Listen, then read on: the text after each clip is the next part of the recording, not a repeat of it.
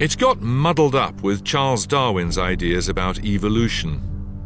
The champions of empire argued that the British had evolved naturally to rule over others, so that they were now, in fact, a superior race.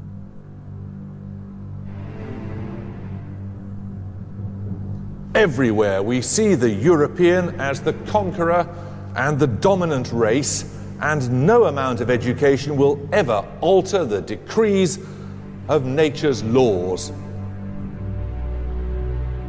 David Livingstone had preached that colonizers had a duty to help the unfortunate. But what was the difference between unfortunate and inferior? A conviction took hold that helping meant ruling.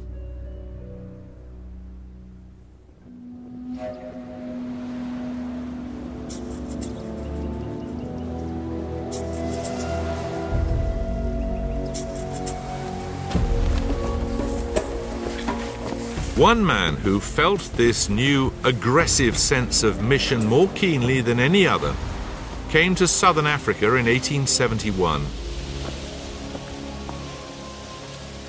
His name was Cecil Rhodes, and you need a fistful of adjectives to describe him. He was bold, he was buccaneering, he was brilliant, but he was also brash, brutal, and bigoted.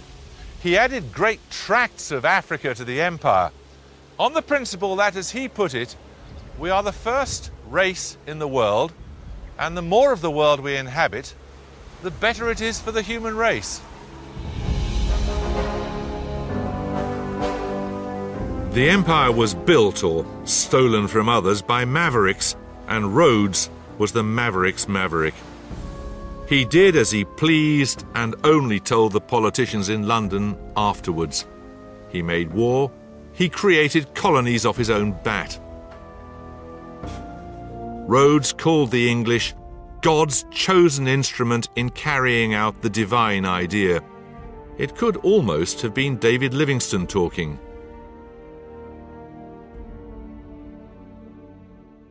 But where Livingstone saw his duty as being to serve, Rhodes had other ideas. Africa lies ready for us, he told his supporters. It is our duty to take it.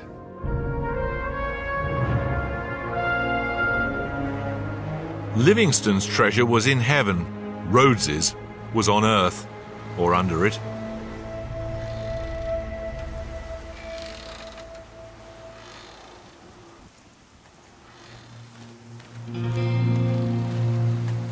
He made his fortune in a diamond town.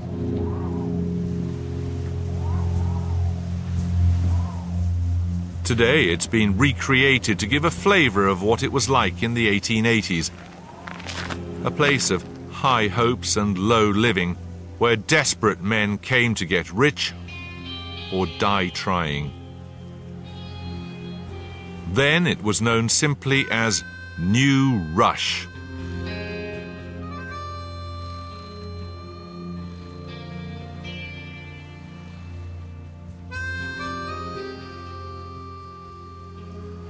The Colonial Secretary, Lord Kimberley, thought the name New Rush was altogether far too vulgar, and as for the Dutch name, Vooruitzicht, well, frankly, it was just about unpronounceable. So a grovelling official said, would the name Kimberley be acceptable? Most acceptable, said his lordship. Rhodes's power base was the Kimberley Club, where Southern Africa's business elite gathered.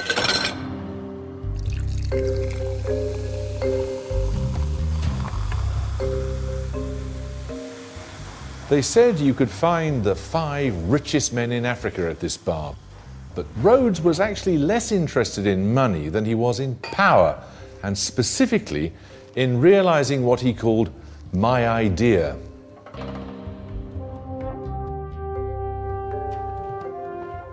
That idea, he said, was the bringing of the whole uncivilized world under British rule, and he knew his own part in it.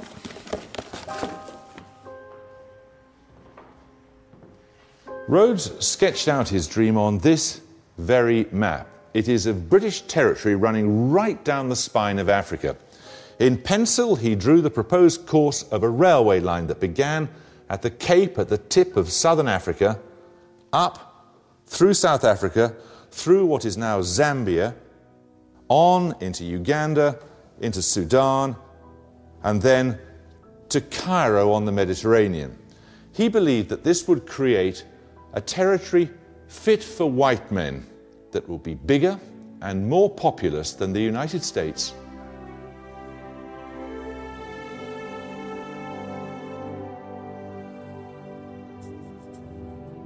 Here in the Kimberley Club, Rhodes planned the next stage of the conquest of southern Africa.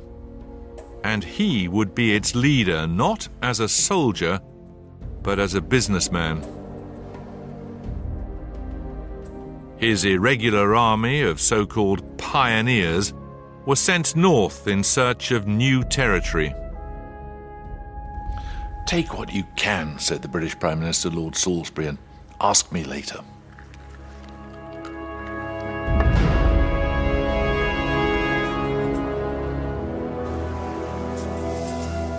Rhodes's aim was, as he put it, to set up mining companies, cultivate the land, and preserve peace and order. In other words, to invade. Through a combination of treaties which later turned out to mean not quite what they seemed to mean at the time, bribery and liberal use of the machine gun, they carved out a huge swathe of Africa, now known as Zimbabwe, but then named Rhodesia, after their leader.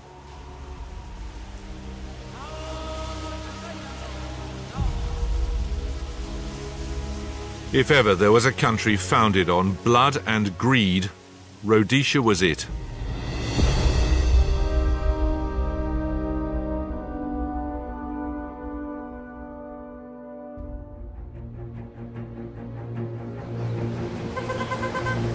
Rhodes would become Prime Minister of the Cape Colony, later South Africa, the nation that gave the world apartheid. "These are my politics," he announced. "The native is to be denied the vote and treated as a child."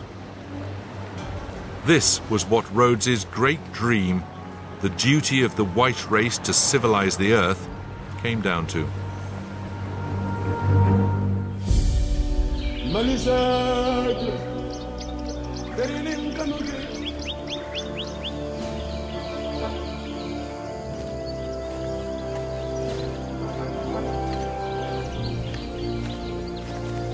Rhodes's triumphalist vision of empire was partially fulfilled. By the end of the 19th century, the lion's share of Africa belonged to Britain.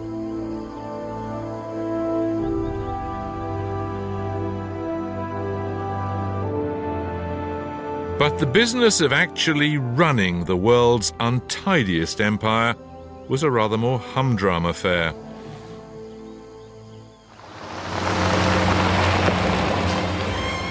Well into the 20th century, huge areas were governed by handfuls of white men thrown in at the deep end and told to get on with it.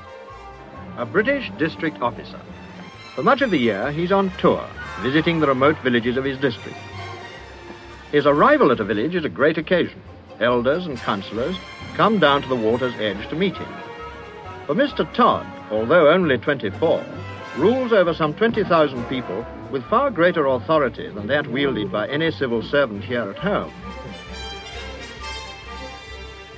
They were called district officers, but they usually had dozens of jobs: magistrate, tax collector, coroner, chief of police.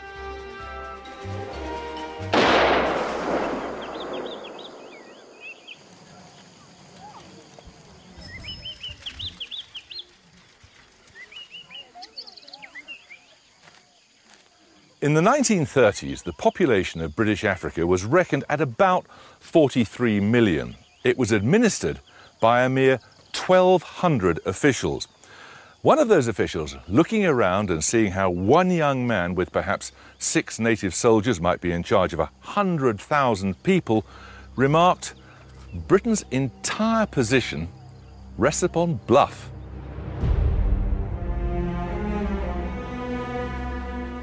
One of the ways this enormous bluff worked was through a rather British invention called indirect rule.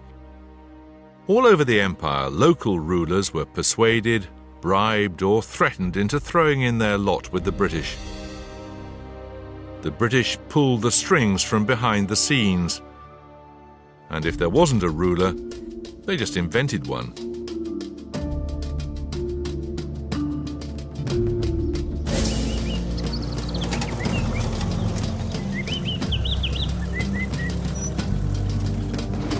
District officers in Africa were therefore supposedly ruling alongside the local chief. It could be a lonely job, but then you weren't supposed to hang around at home very much. You had to be out and about in the hills and farms and villages, sorting out trouble with a handful of locally recruited police officers. Hai, atenge. Chivuko bonga muona, maina kuno alipo. Maina alipo. Ulembe dwanani ya mwenye wake.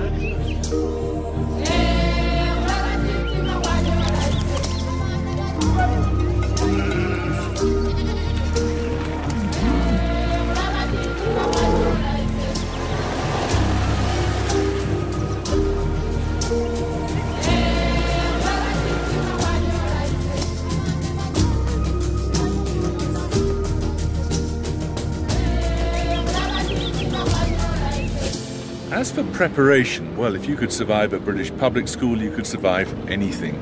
I was head of my house, recalled one young district officer. I was deputy head of school. I was captain of rugger. I was sergeant major in the officer training corps. So when eventually I found myself alone in the bush, I wasn't afraid in the slightest.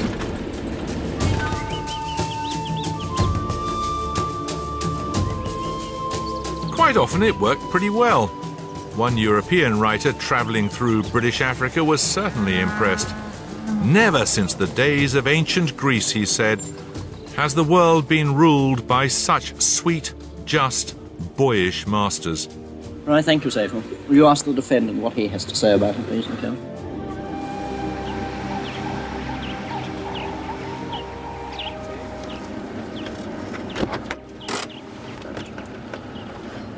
One of them still lives just outside Nairobi in Kenya, though inevitably no longer quite so boyish. Jeremy.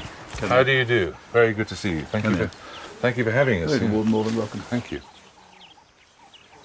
When you look at it, there were such small numbers of people making the empire work. How do they get away with it? I think it's fair to say they trusted us. And we trusted them. It was mutual. Mutual respect, mutual trust. And they did what was required of them. We did what was required of the government. You say you would do what was required of you, and they would do what was required of them. But what right did you have to require them to do anything? They were the heads of their tribes. The government needed to exist. I think we all agree governments, good or bad, are necessary. And they found it probably as satisfying as we did. Did you ever wonder what you were doing? What am I doing here? Well, our basic raison d'etre, if you like, was to maintain law and order. But of course, in the face of lots of armed, well-armed and large gangs, it wasn't so easy. Did you ever question what the empire was for? No, it was there, and one accepted it. Some people say the empire was an unjustifiable mistake, an imposition on the rest of the world. What would you say? In order to maintain safety for trade, it needed government. So the one followed the other. It had to. Did you think you were doing good? Yes. There was a great deal of satisfaction in getting advancement, schooling and public health centres. They may not have liked us. I still, to this day, when I go down to